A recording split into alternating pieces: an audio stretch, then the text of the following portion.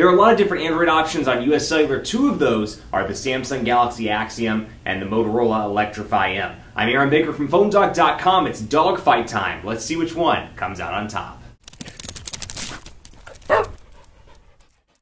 US Cellular customers, we have not forgotten about you over here at PhoneDog because there are a lot of different Android options for you as well. I know we tend to focus, and most of the review sites tend to focus on AT&T, Sprint, Verizon, and T-Mobile. Well, that's because they're the national carriers. And US Cellular, you know what, they're regional, but they're a super regional carrier, and they've got a lot of different options available to consumers. Two of those options are right here. They're Android devices, and they're arguably mid-range Android devices. One is the Samsung Galaxy Axiom. This is kind of a device that's sandwiched somewhere in between kind of a low-end Galaxy S2, kind of a first-time smartphone I see for a lot of people. Maybe for that 16-year-old that's getting the car and mom or dad wants to get them a smartphone but doesn't want to spend the money on the Galaxy S3. Or perhaps a grandma, grandpa, somebody, maybe a second smartphone for you as a backup. Got that here. Then you have this over here. This is the Electrify M by Motorola, available for $99.99 from US Cellular. And currently online, they're running a buy one, get one free promotion. So $50 here, $100 here. Let's dive into the specifications. But before I do that, going to give some love to our partners at Best Buy Mobile. Going to stop and thank them because they hook us up with phones like this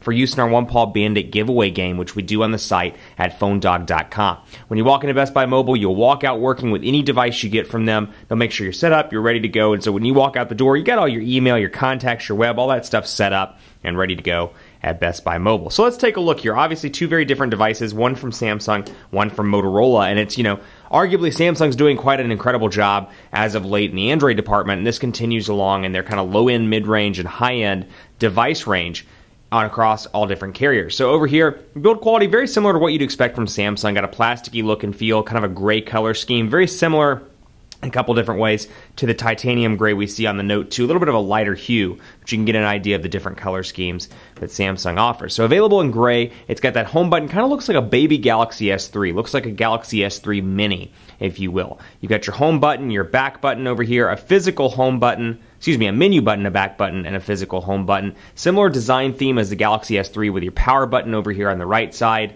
micro USB charging port at the bottom, volume rocker over here with micro SD card slot, covered by a flap, 3.5mm headphone jack over there, and then on the back you've got, of course, your 4G LTE connectivity. Now the battery life here is 2,000 milliamp hours, so it's a decent sized battery, and given the fact that this display is a 4-inch display with 480 by 800 pixels, that's a decent sized battery that should last you through most of the day, especially on 3G, but even more so especially on 4G, but even more so on 3G. Then you have the Electrify M over here. Like I said, it's got some great specs all around. It's got a 1.5 gigahertz dual-core Snapdragon S4 CPU over here. You've got a 4.3-inch display with 540 by 960 pixels. You've got an 8-megapixel camera on the back with 1080p HD recording. Compare that over here to the camera on the back of this device. 5-megapixel camera over here with 720p. It does have a flash, but it's only 5 megapixels and only shoots video in 720p. Now, battery life-wise over here, it is a non-removable battery, 2,000 milliamp hours, and this is 2,100. I apologize, I misspoke just a second ago. 2,100 over here, 2,000 over here. When you're dealing with a lot of numbers, it's kind of hard to keep them straight. Even with somebody that works in the industry as long as I have, it's hard to keep all these numbers and processors and displays straight amongst the hundreds of devices we review on a regular basis. But you've got Android 4.0 over here, ice cream sandwich, running atop Samsung's TouchWiz user interface. Android 4.1 Jelly Bean running atop Motorola's user interface, which is becoming more and more, or I should say less and less, Motorola and more stock Google. This is probably the closest iteration you're going to get to stock Google while keeping a manufacturer's skin and while keeping it subsidized. In other words, the Nexus 4 is obviously a stock device, but you can't buy it subsidized through a carrier. You can through T-Mobile, but not through US Cellular or Verizon or any CDMA or LTE/CDMA based carrier. So if you're looking for that kind of stock look and feel, but you don't want to do the Nexus 4, maybe you don't want to go to T-Mobile or you don't want to buy it full retail for AT&T, this is going to be a great option for you because it brings a lot of the similarities of stock Android over to the Motorola side. So let's jump right in and take a look here. Menu buttons over on both sides, and you've got your apps and your widgets combined all around. Now, on both of these, you see some US Cellular stock applications, although I will say over here, it's pretty slim picking, slim to none over on the Galaxy Axiom. Really, all you get over here are US Cellular applications, Google applications, including Google Wallet. Now, over here on this device, though, you get Amazon Kindle, Amazon MP3, App Store, Audible. You get US Cellular City ID and Daily Perks, Then, of course, scrolling back through here, IMDb, Guide Me, which is actually an update that comes with the Android 4.1 update. So kind of a software app that helps you get through the Android 4.1 transition. Then you have, of course, Google applications here. And let's scroll back through and see what else. We've got Uno, Tone Room Deluxe. You've got Your Navigator, which is essentially a telenav. You have Wi-Fi Now as well. Pretty useful application from US Cellular. It gives you access to the world's largest Wi-Fi network. Yes, I'll accept. Oh, well, I declined. But in real life, I would accept. Yes, I accept.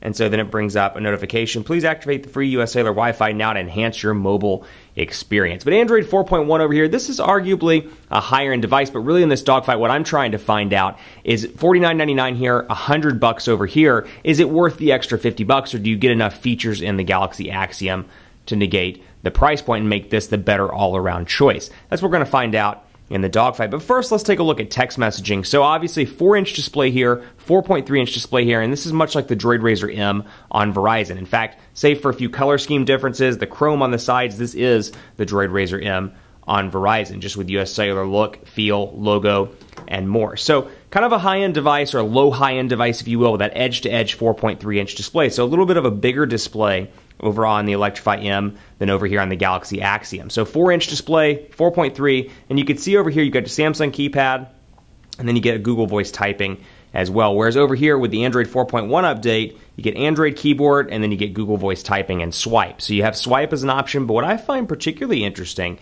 is that you have the stock Android keyboard out of the box here. So take a look at how fast this is thanks to that dual-core 1.5 gigahertz processor, but still the 1.2 gigahertz dual-core Snapdragon S4 processor over here works just as fast. So we'll say the Quick Brown Fox, and I am terrible at typing on both a 4-inch display and on Samsung's keyboard, so bear with me. Quick Brown.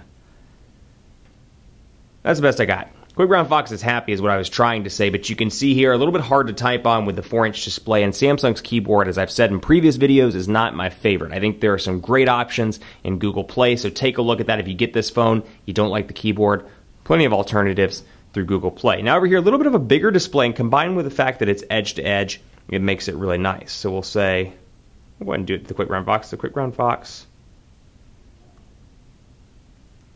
is happy.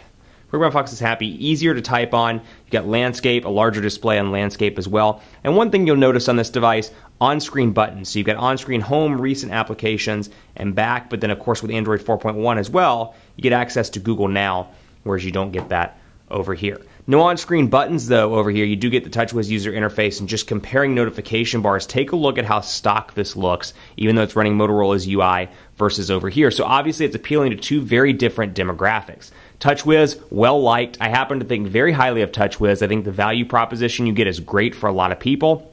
The customization is nice. They finally put it up onto par with Android. It's fast, it's fluid, and there are a lot of great options. That said, for those people that like stock Android, you can obviously see this resembles more and more stock Android as opposed to this. So here's your settings, Android 4.0, Android 4.1 over here, and then we'll go into the browser as well, just giving you kind of a quick look and feel on Android 4.1 with Motorola's UI versus TouchWiz over on this device. So PhoneDog.com loading up, and while it's doing that, we talked about the body of this one. Let's talk about the body of the Electrify M. Over here you have your micro SIM card slot and your micro SD card slot all behind this little door, a micro USB charging port. On the right side, you've got your power button, your volume rocker, and then a 3.5mm headphone jack, and it's kind of tapered off. If I can bring this in and make it focus in so you can really see what it looks like. It kind of tapers down and gets thinner at the bottom and gets thicker up here at top. But still, at 4.3 inches, fits in the hand really nicely. It is a bigger display than this one over here, but still travel across the display very easy, thanks to the fact that this is still pocketable and easy to use with one hand. So PhoneDog.com loaded up. These are both roaming. I'm not in the US Cellular native coverage area, but you can see a little bit of lag there while pinching to zoom. Over here, looks like pinch to zoom, pretty responsive, although I will say I'm using the Chrome browser over here. I'm using Samsung's built-in browser over on this device. So you can download Chrome if you want to. It's actually downloaded on this, but you've got Samsung's browser out of the box where you can go through your different tabs. Just the overall look and feel is a little bit different versus Chrome, where you can see the tab animations are slightly different, and then you've got some different choices. When we go back and go to menu, my back, my forward, my favorites buttons, etc. are all based there, whereas over here, that's all based by hitting the menu. So just some minor differences between the two. Stay tuned for part 2. We'll talk about quadrant standard camera settings and more in this US Cellular themed dogfight between the Galaxy Axiom and the Electrify M.